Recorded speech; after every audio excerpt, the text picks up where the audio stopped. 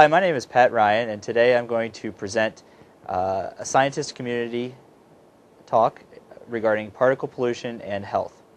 So the objectives of this short seminar are to describe what is particulate matter and where does it come from, who is most susceptible to particulate matter and why, what are some of the health effects associated with particulate matter, and where can you find additional information. So what is particulate matter? When we talk about particulate matter, we're referring to a complex mixture of very small particles and liquid droplets that exist in the air that you breathe. It's composed of various chemicals, including acids, organic chemicals, metals, soils, and dust, and elemental and organic carbons. The content of particulate matter varies by the source and where you live. It frequently contains polyaromatic hydrocarbons and other organic and inorganic toxics. And the composition of the particle itself has a great deal to do with the different health effects or the toxicity related to exposure. Size is very important when we talk about particulate matter, as there's an increased focus on PM 2.5 and ultrafine particles, which we'll describe in a few slides. But these smaller particles have, in general, deeper airway penetration and deposition. They also have more surface area, allowing greater number of chemicals to be deposited on the surface and subsequent exposure. And they also have the ability to penetrate the indoor environment from the outside with greater efficiency when compared to larger particles. Where does particulate matter come from? Well, in general, we talk about two types of particles, primary and secondary particles. Primary particles are those that are emitted directly from a source, such as a construction site or unpaved roads, smokestacks, or fires. Secondary particles are those particles that are the result of reactions in the atmosphere of various chemicals, such as sulfur dioxides or nitrogen oxides, and these are frequently emitted from power plants, automobiles, various industrial sources. These secondary particles make up of most of what we talk about when we talk about fine particle pollution in the United States. As I mentioned, we are very concerned about the size of particulate matter, and size is how we generally categorize particulate matter. So the United States EPA has two size designations that are regulated. The first is PM10, or coarse particles. These particles have a diameter between 2.5 microns and 10 microns in size. They're produced primarily by mechanical processes such as tire wear or grinding or resuspension of particles that are already on the ground. And to give you an idea of the size of these particles, the average human hair is about 70 microns in diameter, and PM10 would then be 1/7 of the size of that diameter. So it's a fraction of the diameter of a human hair when we talk about the coarse particles.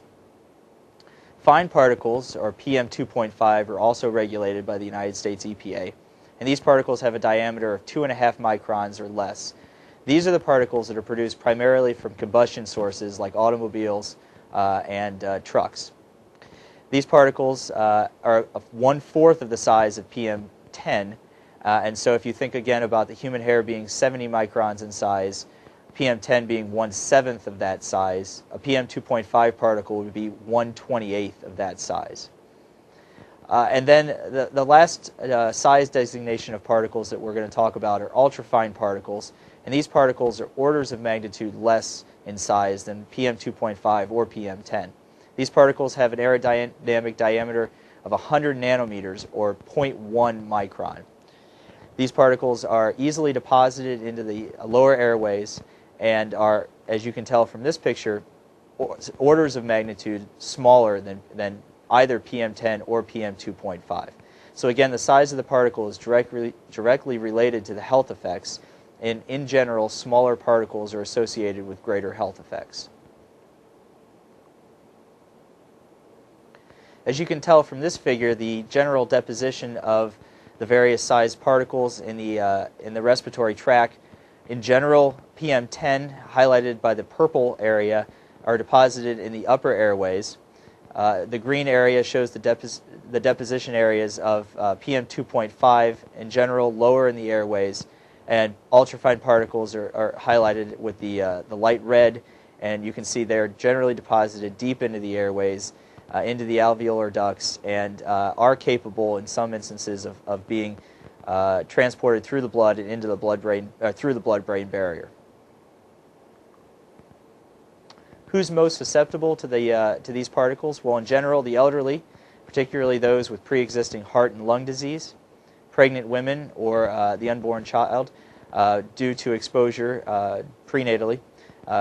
Maternal exposure to air pollution and particulate matter during pregnancy has been found to be associated with a number of adverse birth outcomes, including preterm birth, decreased birth weight, intrauterine growth restriction, and fetal loss.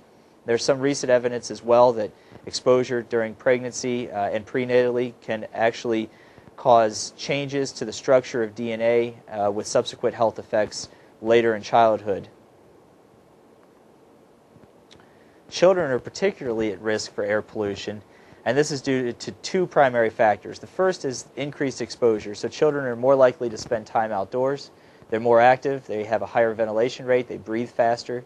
They're more likely to breathe through their mouth, so bypassing some of the early filters that our respiratory system has in place. And they breathe a greater amount of air per unit of their body weight. So in general, they spend more time outside, meaning greater exposure, and they breathe faster and through their mouth.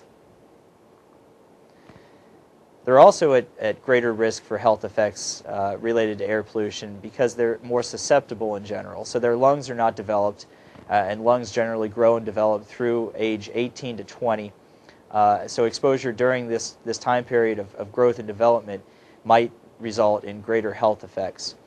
The immune system is also undergoing rapid development early in life, and the first year of life in particular is likely a critical time period where exposures might cause greater damage. They also have a very immature respiratory defense mechanism, meaning that upon exposure, the health effects could be greater because the body is not fully equipped to deal with the exposure. So what are some of the health effects that are associated with particulate matter?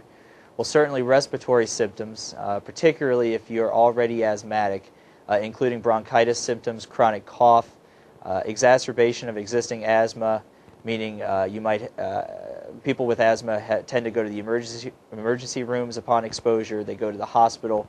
They have increased symptoms, increased medication use. Particulate matter has been found to be associated with decreased lung functioning and also a reduction in lung growth with chronic exposure to air pollution. Further, there's recent research suggesting that exposure over long time periods during early childhood to particulate matter is associated with the development of the asthma phenotype.